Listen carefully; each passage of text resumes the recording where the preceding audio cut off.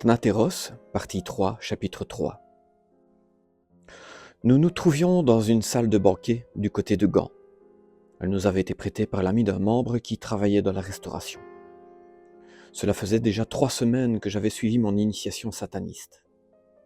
Je n'étais plus très motivé à être membre des Kinderen van de Mestkever, mais je voulais tout de même y rester par intérêt. Non seulement je voulais savoir pourquoi Orisham m'avait orienté, mais en plus j'étais décidé à mettre en pratique ma nouvelle idéologie parmi ces pratiquants. Depuis que j'étais avec eux, parfois de nouveaux membres arrivaient, désorientés, sans classe ni prestance. Aucun n'était resté plus de 3 mois. J'avais tendance à ricaner en les voyant débarquer aux réunions, et je me demandais ce que ces ploucs fabriquaient avec nous. Aujourd'hui, je venais de prendre conscience que je faisais partie de ces ploucs. Tous les membres que j'examinais autour de moi étaient richement habillés, soignés et exprimaient la réussite sociale.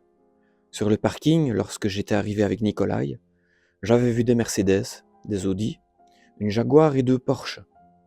La plus petite voiture était celle de Nikolai, même si c'était déjà une luxueuse berline Saab. J'étais halluciné de constater que, depuis tout ce temps passé avec eux, je n'avais pas remarqué ce détail avant. Et donc, en définitive, l'écart social ajoutait une distance supplémentaire entre les membres et moi-même. Alors, pourquoi étais-je toujours avec eux ? Car même si je n'avais pas grimpé les échelons et si, dans la pratique, j'étais le vilain petit canard, on me respectait. Mes frères avaient toujours fait en sorte que je ne sente aucune discrimination, ça j'en étais certain. Rien que pour cette raison, il fallait que je m'accroche à ce groupe et que j'y trouve ma place. J'espérais qu'avec cette nouvelle façon d'analyser les choses, je trouverais rapidement des réponses. Quoi qu'il en soit, je me souvenais des explications d'Orisham que je regardais de temps à autre du coin de l'œil, et je comptais bien les utiliser aujourd'hui.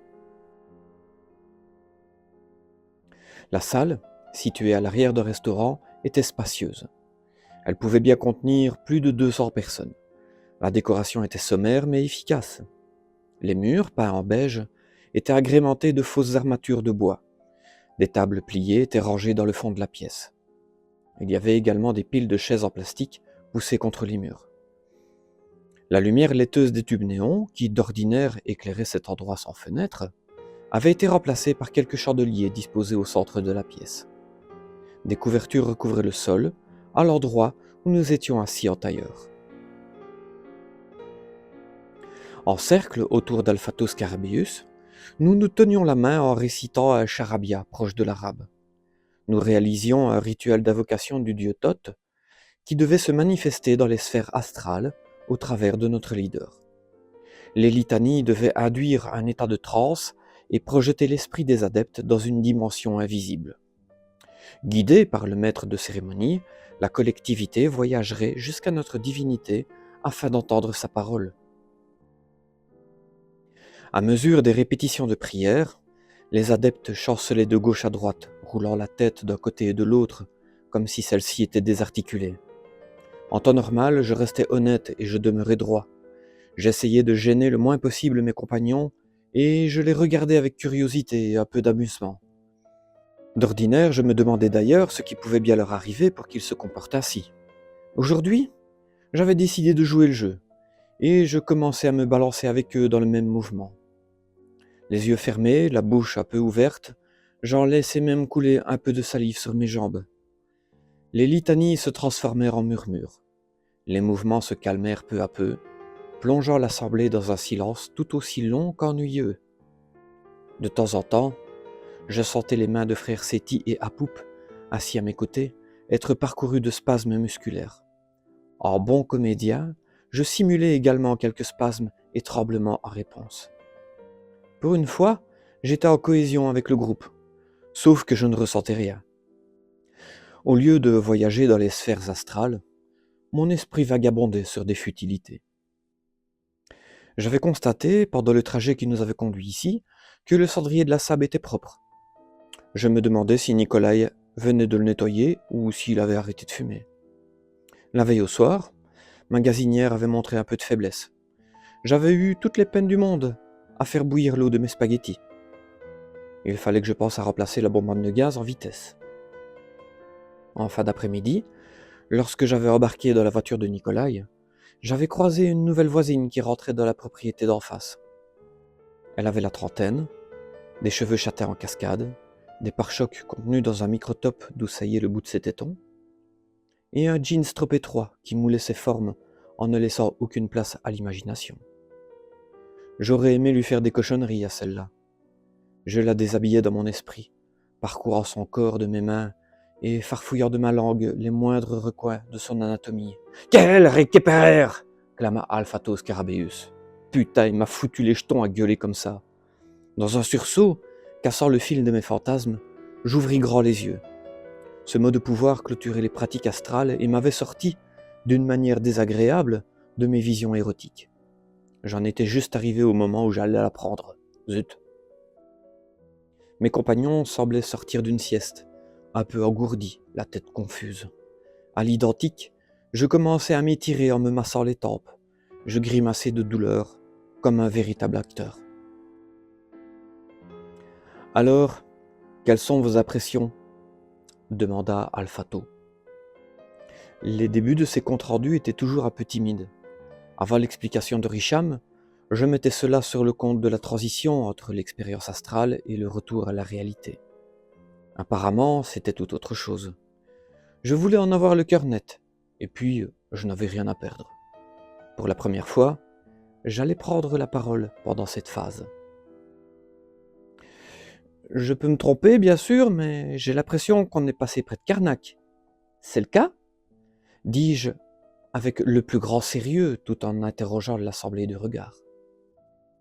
Tous regardaient Alphato, et celui-ci me scrutait.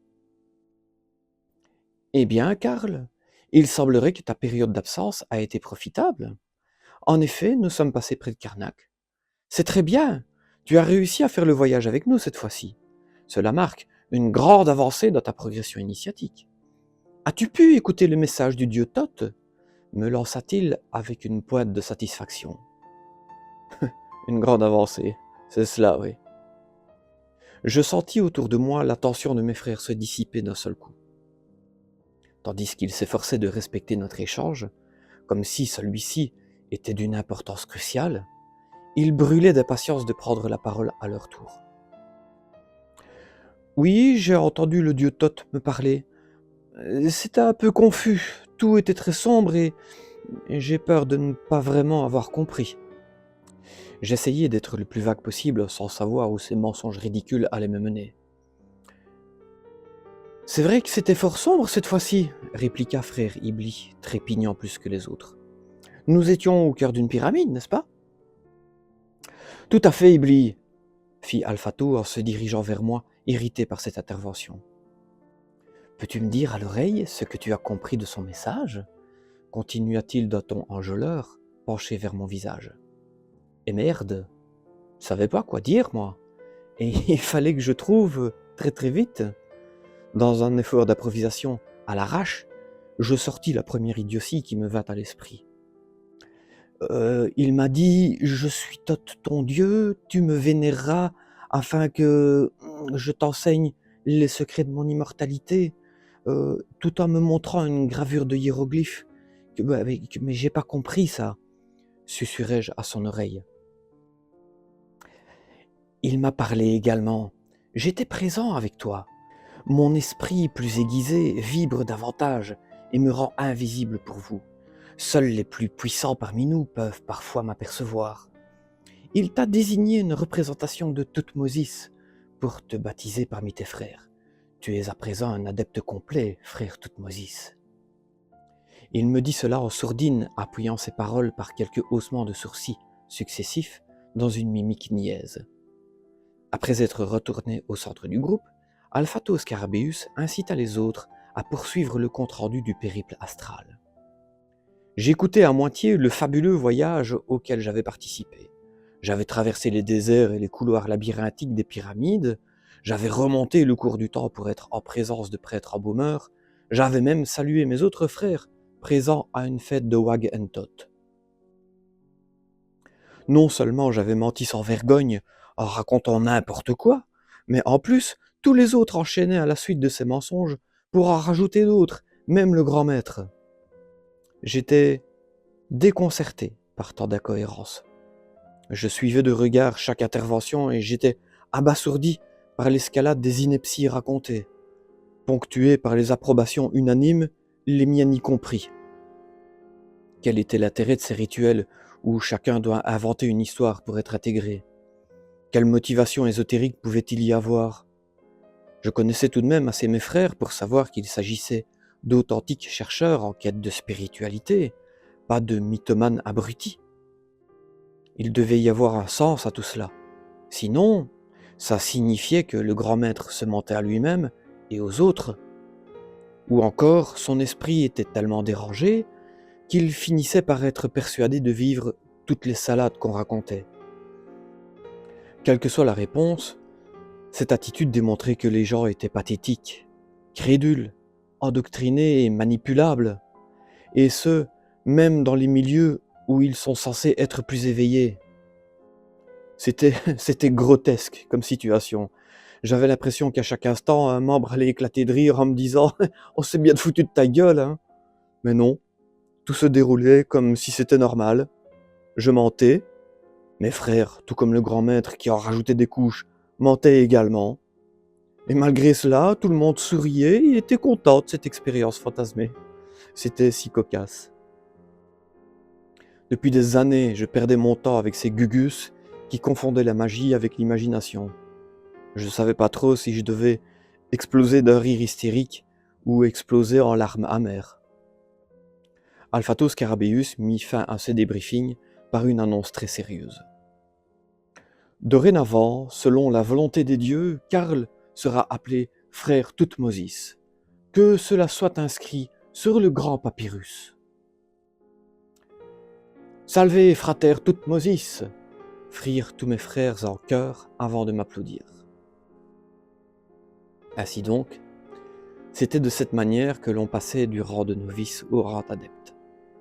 Je m'étais toujours interrogé sur le caractère aléatoire de cette attribution de nom qui semblait être décidée par Alphato selon son bon vouloir. Je me remémorais ainsi la tête de Guido, le dernier membre arrivé, avocat au barreau d'Anvers, lorsque Alphato l'avait nommé solennellement frère Hatchoum. Le grand maître, coupant les éclats de rire engendrés par ce lapsus, avait tout de même répété plusieurs fois « Eh bien, qu'attendez-vous pour acclamer votre frère Hatchoum ?» Cela avait entraîné un « Salve, frater Hatchoum » sans enthousiasme de la part des adeptes présents. Était-ce une blague d'Alphato ou de la sénilité précoce? Je n'en savais rien et je m'en fichais, malgré ma curiosité. Depuis lors, son nom avait été rectifié en Atoum, mais chaque fois qu'il était cité, je ne pouvais pas m'empêcher de m'en souvenir comme étant frère Hatchoum. Quant à Nikolai, nommé frère Toutou, en l'honneur d'un dieu protecteur, il ne fallait pas être universitaire pour comprendre qu'il préférait être appelé par son prénom. Halluciné par cette soirée délirante, je ne m'en sortais pas trop mal avec Toutmosis en fin de compte, même si, prononcé en flamand, ça ressemblait à tout moisi. Alors que nous nous apprêtions à partir, Richam s'approcha tranquillement, tandis que je repliais une couverture. Arrivé à ma hauteur, il me saisit le bras dans sa poigne d'acier, et tout en me fixant de ses yeux intemporels, me glissa quelques mots. « Tu t'es surpassé aujourd'hui, Karl. Je suppose que les enseignements de Maître René commencent à porter leurs fruits. Reste attentif, j'ai des projets pour toi. À après-demain. » Il relâcha son étreinte en me laissant à peine le temps d'acquiescer de la tête. Il continua son chemin comme si de rien n'était. Hormis la douleur de mon bras, rien ni personne ne pouvait témoigner de notre conversation et des paroles qu'il venait de prononcer. Une fois l'effet de surprise passé, je restais dans un état de frustration. Il était sans doute le seul à pouvoir répondre aux questions que je me posais, dont la plus importante, qu'est-ce que je fous ici? Et comme d'habitude, je devais me contenter d'une énigme insoluble. Sa dernière phrase, à après-demain, me laissait d'ailleurs perplexe. Il n'y avait rien de prévu le surlendemain. C'était un banal jour de la semaine. Une petite voix se fit néanmoins entendre dans mon cerveau. Il fallait que je vérifie une information dès que je serais de retour chez moi.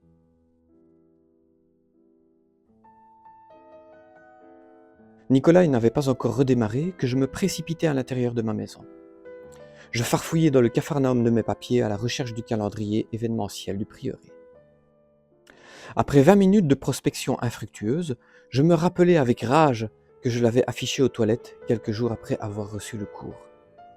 C'était un endroit de choix pour avoir accès régulièrement aux dates importantes. Malheureusement, il s'était décroché et s'était dissimulé entre le mur et une réserve de rouleaux de papier WC empilés. J'avais vite fait d'oublier l'avoir punaisé à cet endroit, persuadé qu'il était toujours dans l'enveloppe avec le reste du cours.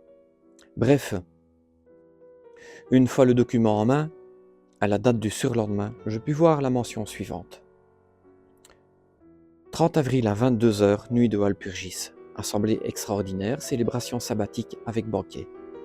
Participation aux frais, 2000 francs belges. Ainsi donc, Orisham serait présent à cette célébration ? Malheureusement, je n'en saurais pas plus, puisque cette réunion allait se dérouler sans moi. Si j'avais pu trouver un arrangement avec Nikolai pour être conduit et reconduit lors des assemblées des Kinderen van de Meskever, il n'en était pas de même pour le prieuré du diable. Sans oublier que j'avais une bonbonne de gaz à changer et les poches vides depuis une bonne semaine déjà.